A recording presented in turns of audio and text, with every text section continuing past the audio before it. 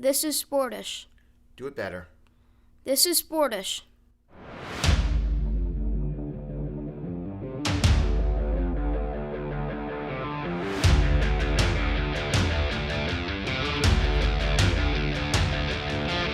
This is Sportish.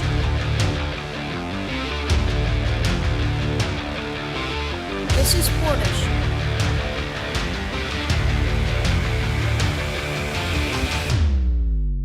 This is Sportish. This is Sportish. It's the show ostensibly about sports, started during a global sports shutdown. I'm Geoff Brault alongside Dr. Keith Strudler, the director of the School of Communication and Media at Montclair State University. Our producer is Mike Wallace. You're hearing us for the first time this week, whether it's on For the Fans Network, whether it's on our podcast streams, Stitcher, Google Podcasts, Spotify, Apple Podcasts. We're on all of them. We, Keith, are hearing ourselves for the second time this week. So let's take everybody inside the curtain, shall we? We typically record our shows on Sunday night. Right. For reasons unknown to me, no one hears them until midnight, technically Thursday morning. Well, that's when we've been slotted in after poker. Right. That's Right. our slot. Right. Some of us would say, why not tape sometime on Wednesday? But in any event. But Sundays are free. That's when we can. That's when it works. It works. We have time. We get together on Sunday. I mean, it makes sense. It doesn't make for great TV, but it makes sense for our life. We did this entire episode on Sunday, what is yesterday for us. We're now speaking to you on Monday, July 27th. Well, we're speaking to you in the future from the past. And so much happened that we almost immediately, I mean, we got to about 9:30 a.m. on Monday morning. We're like, we got to redo the episode. And the reason we have to redo the episode is this. We started the episode by saying, as sports try to restart, coronavirus bubbles are working. Still true. The sentence that immediately followed that was, and Major League Baseball seems to be going pretty well too. Whoops. Yep, we did not make it very far. Normally, we get at least 24 hours till we say, well, that's not true anymore. It took almost no time, and I believe what it felt like at least 90% of the Marlins tested positive right when we were pressing the stop button. And so that has rendered everything that Major League Baseball seems to have wanted to do ineffective at the very least, and it's put in what many people assume the entire very shortened, very awkward season in question. And I think for the purposes of Geoff and myself, have also necessitated that both of us go into our hampers and pull out shirts that had been placed in the dirty laundry so as to give the illusion that this is all being taped in one continuous shot. Right. We did an interview that you're going to hear a little bit later with Derek Silva. He was a co-author of an article in the Chronicle of Higher Education entitled Canceling the College Football Season Isn't Enough. We did that interview on Sunday. We're not retaping that. That still stands. You're going to hear a great segment at the end of our program about how Keith and I believe it would go if we ended up in the same boxing ring as Mike Tyson. We're not going to redo that segment either. But what happened with the Miami Marlins in Major League Baseball is such a nightmare scenario for sports trying to return outside of a bubble environment that we felt that we had to scrap the first number of segments from this show and re-record it because double-digit numbers of Miami Marlins players and staff, and I don't even want to give the number because I think it's going to change by the time you hear it. But that's the other thing. Let's acknowledge in advance, by the time you actually hear this, there could be an entirely new set of circumstances that have changed the course of American history. We apologize in advance for all of that, but it's as good as we can do. I just don't see us. This shirt can't take a third wearing right now, and I am not doing laundry right now. Look, just enjoy being able to critique us with 2 days worth of hindsight. It's a fun exercise for you at home. Anyway, the Marlins were in Philadelphia this weekend. They were playing the Philadelphia Phillies. They had a number of players test positive for coronavirus. They isolated them, but then they went on and continued to play the games. And, information is sketchy about whether they knew they were playing games with players that had tested positive. Their Sunday starting pitcher was scratched from that start because of coronavirus. And then the next day after they beat the Phillies on Sunday, I guess either late Sunday or early Monday, depending on how the timeline went, Double-digit players and coaches, members of the traveling party, tested positive for COVID. The Marlins never flew home from Philadelphia. The Phillies never left to go to New York. I believe they were going to take on the Yankees, or the Yankees were coming to Philadelphia. Yeah, the Yankees were coming to Philadelphia. That trip never happened. Games got postponed, and immediately it felt like the sky was falling on the Major League Baseball restart 3 days in. The bubbles are working. The NBA will actually resume its regular season tonight, Thursday night. But they've had preseason games that have gone off without a hitch. The NHL doesn't have a single positive case in their 2 bubbles. But of course, they're in Canada, which is doing a heck of a lot better with the virus than the rest of us down here in America. But Major League Baseball is going to be the litmus test for, hey, can we have college sports? Can we have sports that require any kind of travel, that don't put everybody in this quarantine bubble and force them to totally disrupt their lives? Early returns, Keith. No, we can't. Yeah, and it's a very bad portent for what I think a lot of colleges and universities are hoping to do. And if you can't get what's the traveling squad of a baseball team at this point? 30 guys, somewhere in that neighborhood? Well, so I think that they're letting you have about 30 players, and you got to throw in, 8 or coaches, 10 trainers, coaches and trainers, athletic training staff, and if a couple of you people with the team too. Yeah, I mean, you're probably in the 50s. All right, so if you can't get 50 adults, allegedly, to figure out how to stay relatively safe and virus-free over the course of 3 days, if you can't get that worked out, how in the world are you going to get a college football team somewhere in the neighborhood of a traveling crew? Let's scale down 60, 70 guys. Like let's say you're not even traveling your full 50 plus or excuse me, 80 plus. Let's say you bring it down to an NFL squad size, you go 50 plus and you add some coaches. How are you going to travel 70 guys across the country when they, by the way, when they return from their game, they're not, kind of thinking about, well, this is my job. They are thinking about, boy, I'd really like to get to the bar, or I've got a chem final that I've got to study. And I mean, it seems this is like someone who wants to run a marathon, and by mile 2, they're like, boy, this was a bad idea. That's what it feels like. Yeah, it just does not seem like there's any way that you can have people moving about the country, interacting with so many different people from all different places and coming together in locations and not have this virus spread, because there has been no reports that anyone on the Miami Marlins, and again, we are speaking to you on Monday, July 27th. There have been no reports stamp each programs. There have been no reports that anyone on the Miami Marlins acted in any way irresponsibly.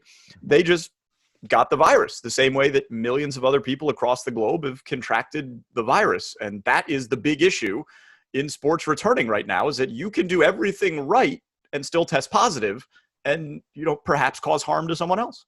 What's also interesting is we're talking about baseball, is I think the narrative has largely been like, well, we can do a lot of sports, but football is going to be tough because they're so close to each other. We're starting to think that perhaps the least risky part of this venture is when they're actually on the field with each other playing sports. So it's not even the nature of contact in the sport itself. It's the number of athletes you have and the extent to which you can totally place a bubble around them and test and so forth, which is not feasible for just about everything outside of the NBA and the NHL. And maybe it looks like MLS for a tournament, but I mean, you can't put a bubble. Think about the kind of bubble you'd have to put around the NFL. It would be a huge, first of all, it'd be a huge bubble. You'd have to take all of Las Vegas to make it happen. Yeah, I mean, it's just not really possible. No. It just isn't. The NBA and the NHL are doing truncated seasons. You cannot do an entire season in a bubble the length of time of a normal season. I think what's most disturbing about this for people that want to see sports come back, setting aside obviously what's most disturbing is people are getting a virus that could be harmful. But in terms of sports coming back, it's the fact that as of now, again, Monday, July 27th. Should we hold the newspapers behind? I think we should. But what's most disturbing is no one has done anything ostensibly wrong.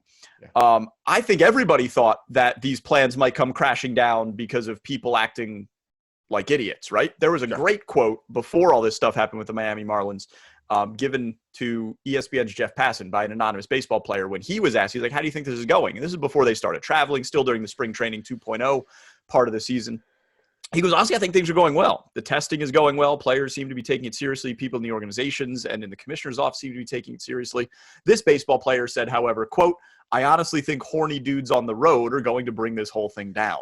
So people thought that we wouldn't be having sport because people didn't take it seriously. They didn't act in the best interest of the collective. They'd get comfortable too, right? They'd get comfortable, and then Right. they'd let their guards down, and they'd act like they normally do. The That's not the virus, I case. think, has just spiked so high that you just can't expect to exist and travel and, not self-quarantine and not get it. Yeah, I think what's going to be particularly disappointing, because I look, baseball's not my favorite sport. I'll watch it, if I need to, but I much prefer. I've actually enjoyed watching a lot of soccer. Obviously, it does seem as though Europe is doing quite a bit better job getting teams on the road playing each other. So, the old country won, US 0. So, it's other countries have figured out a way to make this happen, and soccer has found a way to make it happen overseas in Italy, in England, in Spain, and so forth. I think what's disappointing for a lot of people is a lot of folks were waiting for baseball and were very excited, and literally were like, I don't care. Now I get to watch baseball. And you can almost feel like the wind coming out of this. Like, they were excited about the fact that they were going to start complaining about whether or not how much they hated the soundtrack. Like, that was exciting for them to have something to bitch about. Like, they were going to start complaining about the Mets. And it does feel really disheartening, I think, to a lot of people to realize, like, this is not going to happen. And I also think, like, unfortunately, if you think sports is kind of microcosm of what happens in the real world, when you start to see that fail, and again, we don't know whether or not how this is going to, for all we know, by the time this airs, baseball, it's all over. We have no idea, right? The Marlins may never leave Philly, which, by the way, some might suggest is an upgrade. So they may be there forever, right? So, they may just get into a car and drive themselves down. So I think the disheartening thing is, though, this is a reminder to all of us that we may not be doing a whole lot of anything that we think is normal, dare I say, until we get a vaccine, because we seem to have a really hard time getting this thing under control. So just like all of us want to go on a summer vacation, all of us want to do all the things that you do in a normal life, baseball has shown us now it's not going to happen. In other news, let's talk about Lou Williams, a member of the NBA's That was a very weird. bubble. That was a very, very weird transition. That was a bad. You will find out in a second why. So Lou Williams was given an excused absence from the NBA bubble in Orlando to attend the funeral of a family friend in Atlanta. Right. After leaving the bubble and attending the services, Lou Williams made what a lot of people are saying is an irresponsible decision, Keith. He went to an establishment known as Magic City, a well-known gentleman's club in the Atlanta area. Just that headline alone doesn't look good for Lou Williams. It's not good. No, it's a bad look. It's a bad look all around. It's a bad look for the league. It's a bad look since he had just left a funeral, and one would hope that your mindset when you leave the funeral of a loved one is, you know what I should do now? Kind of let some steam off, is head to Magic City. And so it's a bad look. And obviously, if you are trying to exit and re-enter the bubble, it seems like a pit stop at a gentleman's club is probably not the place to do that. Well, the NBA agreed after an investigation, because originally Lou Williams had lied about his whereabouts after a photo posted by one of his friends on Instagram kind of dimed Lou out for being in Magic City. The NBA has said, Lou, you're going to have to take a 10-day quarantine, which means you're going to miss at least 2 games of the NBA's regular season. We shall see if any additional quarantine or penalties are handed out. But look, I think Lou Williams is being judged a little bit unfairly because of the banner headline, and I will tell you why. Magic City in Atlanta, and Keith, I have done some extensive research into this topic. Magic City in Atlanta actually has some delicious and well-renowned food. And Lou Williams claims that he just swung by to pick up dinner after the services. That's a normal thing to do, to go get dinner. According to the governor in Georgia, whether you believe that this is right or wrong, you can dine in establishments in that state. He didn't break any laws. He didn't break quarantine. He may have broke what you thought he should have been doing. And not you. I mean, you, anyone out there in their own set of standards for how people should act in the time of coronavirus. Sure. But Lou Williams, I truly believe, just wanted to pick up some dinner and is being unfairly penalized because of the nature of the establishment in which he wanted to get that dinner from. So I will say a few things. Now, of course, taking you, opening up the fourth wall here, this is the second time we've had this conversation. And I find it just as ridiculous. But I will say this. First off, I'm going to be quite honest. I'm not a fan of Gentlemen's Club. All of that left aside, probably a conversation for another time. Are you allowed to take pictures inside of an establishment? That does seem like that broke a lot of protocol. If you're allowed, you shouldn't. If you're allowed to, you shouldn't. And I am looking straight into the camera at anyone who might need to hear that. If you're allowed to, you shouldn't. Right. That's my first question. Not probably the smartest thing to post that. But secondly, look, let's say he wanted to get food. Now, what you told me earlier was a little disturbing, was that he has a dish named after him. Oh, he sure does. So, and this is another reason why I believe Lou But that's Williams. not a good look. That's a terrible look. Look, he is on record. There are interviews from months ago of Lou Williams talking about how when he has functions at his house, Magic City does the catering, how the wings are the best in the world. I mean, this is documented evidence from before coronavirus. Does he order a waitstaff from Magic City as well? And Keith, what I told you and you have just repeated back to me is correct. It was correct on July 26th. It's correct again on Monday, July 27th. You can go to Magic City in Atlanta and order the Lou Will lemon pepper barbecue wings. He has an item on the menu named after him. This is clearly not his first visit to this establishment. And that's why I believe his story that he just wanted to pick up some of those sweet Lou Will lemon pepper wings. I'm going to make, this will be my kind of closing argument on this. Lou Williams, he may have wanted to have those delicious lemon pepper barbecue wings from Magic City. In the age of coronavirus, what he did not ask for, and I'm sure he could have, was curbside service. So Lou Williams wanted to go inside Magic City, clearly. I'm just saying there was an opportunity to have those wings brought out to the car, and he decided to venture inside. Look, you're right. I don't think it's a good look. I do think there were other ways Lou could have gotten these wings. I understand why he has to take a 10-day quarantine. Do you think this is the only place in Atlanta that serves wings? I'm just going to say this. I think he's being unfairly judged because of the banner headline. And speaking only for me, I would have been more offended if Lou Williams went to an Olive Garden. Like that, to me, would have been a more offensive place for him to get dinner.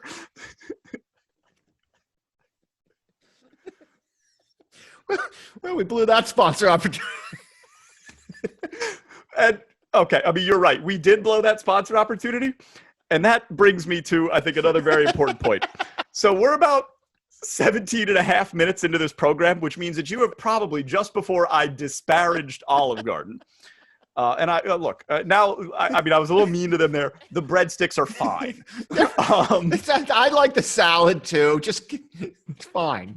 I think you're starting to learn why we don't have any sponsors for this program. Or any literally friends none at this point. However, we do have commercial breaks if you're watching us on the For the Fans Network. And they just throw these breaks in at like the sentence that ends closest to 15 minutes, 30 minutes, and 45 minutes. We don't know when we're doing exactly where they're going to be. But we do know that when we have what should be a commercial break, they play a For the Fans Network promo. We love For the Fans. They've been great to us. I'm on record as saying they are the hottest up-and-coming sports network on the planet. Yep. Find your For the Fans. DirecTV, AT&T, Uverse, Xumo, Twitch Stream, FTFnext.com. Watch that programming. Great programming. Yeah. The promos need a little work. For whatever reason, our network has decided that they're going to be represented by talking robots. And those talking robots in 2-minute intervals in the middle of our program have sporting competitions. Last week's episode was an archery competition. I don't know what this week's is. Maybe you're seeing the archery again. I hope you're not, because Keith, it was tough to watch. Well, I'm still going back. I still remember. My problem is I tend to fall asleep early on in the show and I try to stay up to watch it. So I don't always make it. I still remember the gambling robots. I thought they were always gambling robots. I don't know if I'm pleased or disgusted to hear that these robots continue on doing more than just gambling. I thought it was a gambling theme. So look, the last thing we want to do is get into a fight with our the robots that share programming with us on our network. This is not the intention. We don't want one of these pissing wars, an internal battle like this. And as you know, I am a big fan of robots in general and robot technology. I pushed for us to get AI technology for cameras at Montclair State for our Red Hawk Sports Network. I thought that when Rocky gave Paulie a robot in either Rocky 3 or Rocky 4, one of the most important moments in film history, probably underrated. I am ready for the robots to take over. That said, these robots are awful. I mean, they're awful. It's some of the worst programs. It doesn't make any sense. Like nothing they do makes any sense. So what we would like, look, you and I had discussed early on about this, and we very much enjoy being on For the Fans. And we thought, well, maybe this is a time for us to go to upper management and say, look, there's not going to be enough room on For the Fans for Sportish and the robots. So you're going to have to choose. Unfortunately, we game theory this out. Nope. About 99 out of 100 times, they're going to choose they and probably the viewers are going to choose the robots. So even though, as you and I both know, we are probably the only two people that will work cheaper than the robots. Yeah. They certainly have better representation than we do. So there's a lot that we bring to the table, a lot of intangibles the robots bring to the table. So I'm leery to make any kind of threats or try to write a check that we cannot cash. We would simply ask, and I suppose now we're not even speaking to the viewers anymore. We're just speaking to the management of the network that runs this programming. Yep, look right into the camera, just like someone's about to take your picture at a strip club. So we would just, and maybe I'm talking to the robots at this point. Maybe we can work together and we can help cross over somehow, like a Magnum PI, Hawaii Five-0 show, figure out how we can work together to maybe help that programming be a little bit better, shall we say. Yeah, I mean, well said. We don't want the robots to be gone. We want the robots to be better. And one of the things I found most offensive about the robots is that they do play-by-play of these weird competitions. Yeah. It's not good. We could make it a heck of a lot better. We could we could give these robots a little bit of juice, right? A little bit of joie de vivre. Yeah. And I hope we get that chance. Yeah, and now, fortunately, we've just added to our work responsibilities that we are going to be doing voiceover work for the robots. So we'll do it if that's what it takes. Yeah, we're about 4 weeks from not being able to leave our houses ever again. So I think we need to get as much voiceover work as humanly possible. Very quickly, do want to touch on something we brought up in our last episode, and actually a number of past episodes. The Washington Redskins nickname is no more. Dan Snyder dug very, very deep in deciding what his team would play under this year. He has not yet renamed the team. They will play this year as the Washington football team. Your thoughts on Washington football team? I mean, it is creative. I actually think it was a good decision. First off, how about American football digging into the soccer vernacular? And so I am very much digging the way soccer teams, like it's almost not cool if you're like the Dynamo, like if you have a real name anymore. No one's the Tigers or the Panthers. You get the easy way out. You're always just the city football club. So I kind of like that, right? So it would be even better if they said, you know what, this is good. We're sticking with this for the duration. We're never going. The thing I would say this, I think it's a smart move, and it's hard to accuse the Washington Football Organization of making a whole lot of smart moves recently. Look, they are certainly in fairly hot water. Obviously, the name has been a contentious point for quite some time. They finally have decided, essentially been forced to change it. The article that came out that highlighted all of the transgressions that a lot of people had known about for quite some time. The last thing they needed to do was make a rushed or rash decision. But I think it would be both bad from the business perspective, because anytime you pick a name, 80% of the people are going to say, we hate it. So at the very least, you want some input and some consensus. The other thing is, I think it would be a very bad look for them to make a decision without really considering the interests of people who have felt marginalized by this name throughout the history of the franchise. So I think this is a good time for them, both from a PR perspective, but really just from an ethical perspective, to take some time, listen to the public, bring in a diverse constituency, and pick a name that will at least, I don't want to say make people happy, because I think Dan Snyder's long past trying to make people happy, but it will at least show that he is learning from the transgression. The other thing they got right is because they don't really have a name, they don't really have a logo, so they're putting numbers on the side of their helmets. Maroon helmets, gold numbers on the side of the helmets, and I am all for that. That's like a sweet look. That's like an old Florida State kind of thing. Another school that has, a name that probably comes into question quite often. But I love the football. It's like an old college helmet kind of look. Yeah, I mean, Good Alabama stuff. still has the numbers on the side of the helmet. I love the numbers Now, on the side. do they only put the number on one side of the helmet or on both sides of the helmet? I don't know what Washington's going to do. I mean, they don't have a logo. Like, what do you put on the other side? Maybe just some sort of W? No. Oh, that's not. But no, I think you just go. But I always like the helmets that have only something on one side, right, and not on the other. No, like I think that's that's the Steelers, right? The Steelers have all the logos only on one side. Yeah, that's great. Right? I mean, it's just so cool. So I think they've made the right decision, and they have a long way to go to winning back any kind of national kind of popularity. But I think for once they're at least listening. All right. This was a great second run through of this program. I hope you all enjoyed it. Let's get to our guest. Derek Silva is an assistant professor of criminology and our neighbor to the north at King's University College at Western University in Canada. You can hear him on the End of Sport podcast. He's also the co-author of a piece entitled Canceling the College Football Season Isn't Enough, and that was recently published in the Chronicle of Higher Education. Derek, thanks so much for coming on. Oh, thanks for having me. So let's start, before we get to the thesis statement laid out in the headline about why canceling the season is enough, let's start with canceling the season. A number of Division I conferences have done it. A lot of Division II and Division III conferences have done it. The Power Five has not, at least as we speak here on Sunday night, has not yet. And it seems like major college football in America is going to be played. From your perspective, why is that bad? What is the argument for canceling college football this season? Yeah, I think the NCAA needs to cancel the college football season. That's the sort of headline of the piece, but I don't think there's that much that's really controversial about that statement. As you pointed out, a number of other leagues have already done it. The Ivies have done it. NJCAA has done it. The Canadian universities as a whole have done it.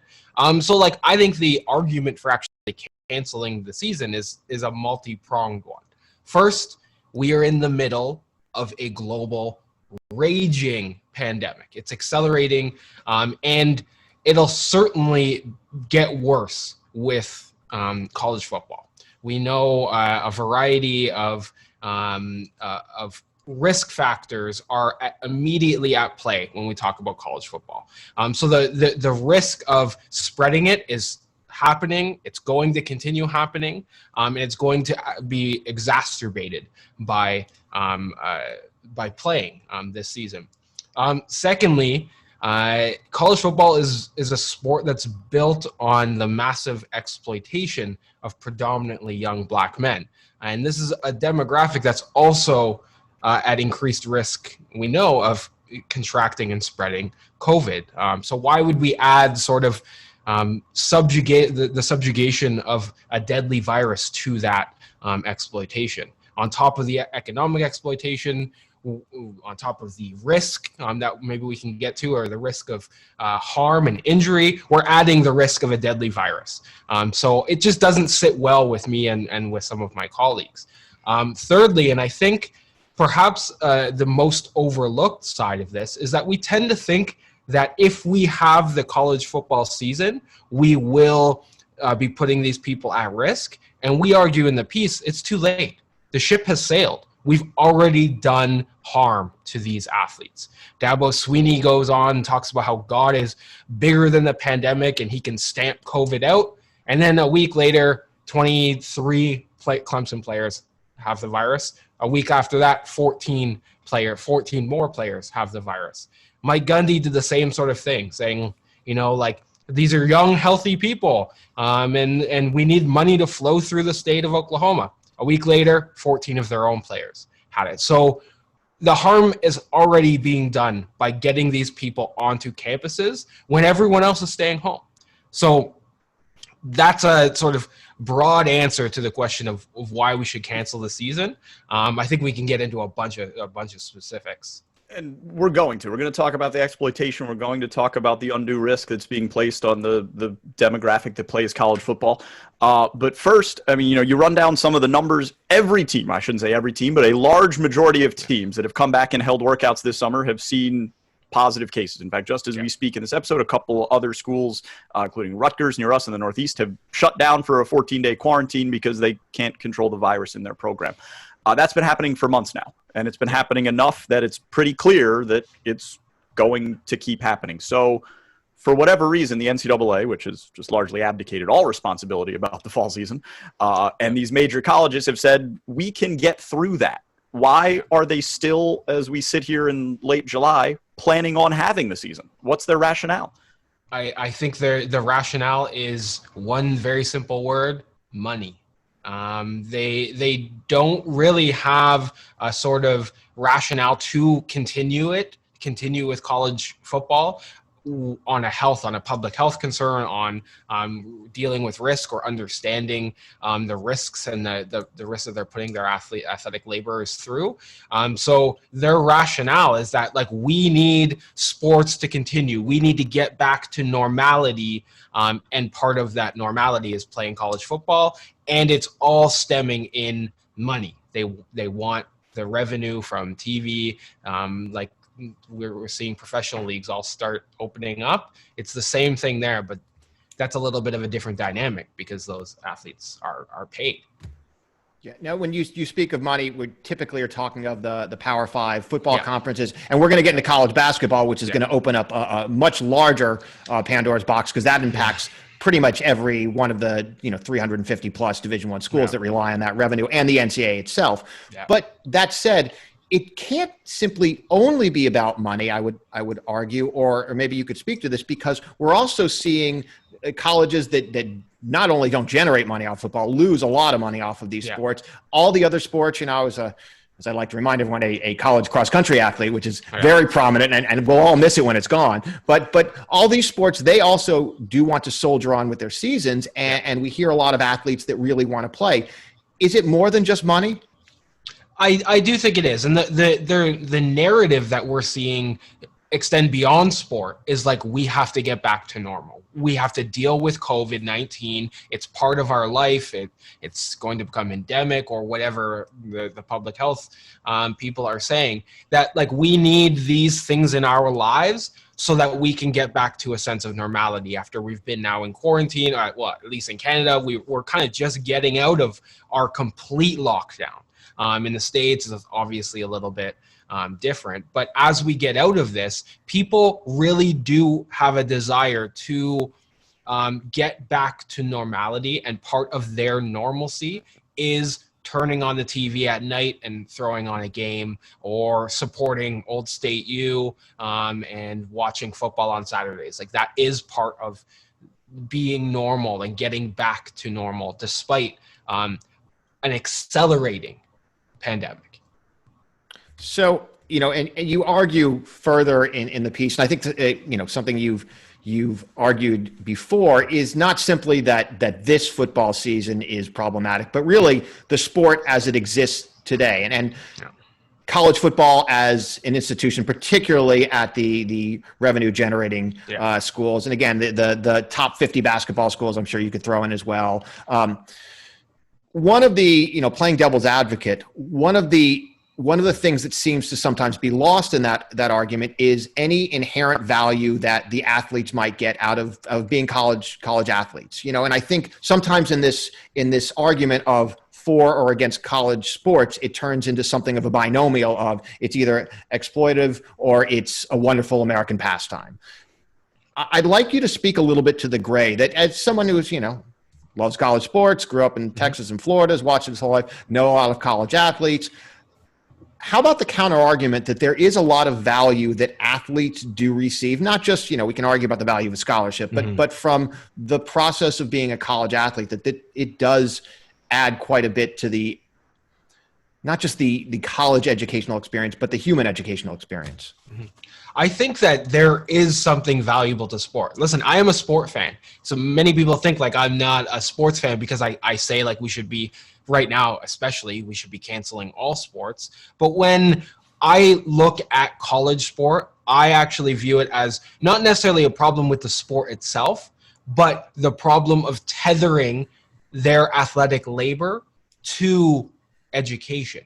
So I actually view this as a crisis of higher education, not as a crisis of, or not as an issue in just college football or just in college sports in general. I think like we need to rethink education, and by tethering education to forced or coerced or even voluntary athletic labor is deeply problematic in my view. And I think Nathan Kalman-Lamb and Johanna Mellis, the two co-authors on that piece in the Chronicle of Higher Education, would likely agree that the root of the exploitation comes out of linking labor to education. And there are ways that I think we can not do that and move beyond doing that. But there's absolutely an inherent value to sport itself. I would argue college football, the sport, the harm and the injustice and the risk outweighs benefits to young athletes. If we're talking about professional, that's a sort of different road there. They're being paid. They're being remunerated for the risk that they're undertaking. Those athletes earn their dollars, and they can exceed that or get that remuneration. But when we talk about college football, we are coercing young people by giving them or by linking their labor to education. We're coercing them into doing that and abiding by that system. Would your views on a college football season or a college athletics season in the fall be different if the players were compensated more fairly? No, not during COVID, not during a raging pandemic. I always say a raging pandemic because I think it really adds theatrics to what is actually happening. I personally, I won't speak for my co-authors on this, I personally don't think sports should be happening right now. I think the risk, we don't know the long-term or even the short-term effects of COVID-19. So by rushing back to sport and admittedly increased or spreading this disease further, now is not the time for that. Now is not the time to be seeking out normality when we are anything but normal. We are living in the first global pandemic in 100 years, and we have no idea what the long-term effects of this disease are. We simply just do not have that. So the payment versus not payment is meaningless to me as someone who thinks we shouldn't even be having these conversations about returning to play whatsoever. Yeah. Boy, that made me feel really bad. Now I feel like this is really dangerous. I had a great day, Derek. I had a great day. I went for a little swim outside. I was, like, now I feel awful. So what do you say to the argument that, and you work in higher education, I work in higher education, Geoff has a real job. The argument about the sustainability of higher ed in general, and we're all like, as an academic administrator, I feel like every day is like, oh no, are there more furloughs?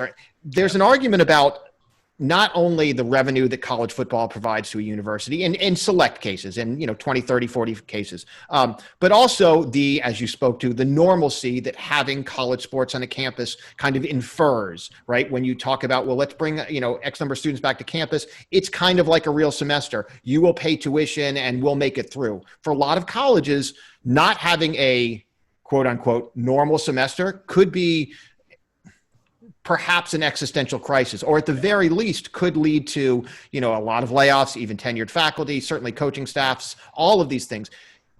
How do you speak to the argument of, look, if we don't have kind of semi-normal college sports, it could lead to, something of a downward cycle for kind of employability and sustainability in colleges and universities? Listen, I think the only reason that universities are laying off and furloughing their staff is because we in North America have been systematically defunding education for the past 50 years. The sort of neoliberal austere university has become kind of like engulfed in this cost-cutting way of doing business and exploitation of students, both domestic and international, to the point where it's kind of been extended to its limits. So I think it's not natural, it's not given that a university kind of has to be structured to be linked to athletics, to be linked so intertwined or in such a close relationship with athletics to survive. Like, how long have universities profited off of sports? For 40 years now. How much money has been like made over the past 40 years in this sort of structure? How many new stadiums have been built? How many coaches have been paid $11 million? How many university administrators have been paid hundreds of thousands to millions of dollars? That is where the money has kind of gone. And I asked, where is all that money gone? Like, now in a year where we have a global pandemic and a crisis, you can't survive 1 year without athletics when you've been making billions and billions of dollars off of those athletics. I think that's sort of that's a travesty that universities can't afford to survive when they've been kind of making billions of dollars as a structure off of this, college athletics. And we can't forget that education is the founding mission of universities, not athletics.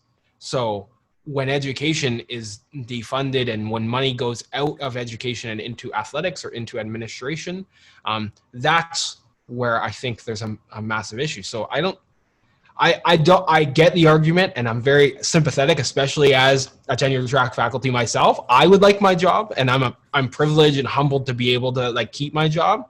But if a university can't survive 1 year without college athletics, that is a travesty. That's just terrible. There's no reason why that shouldn't be the case.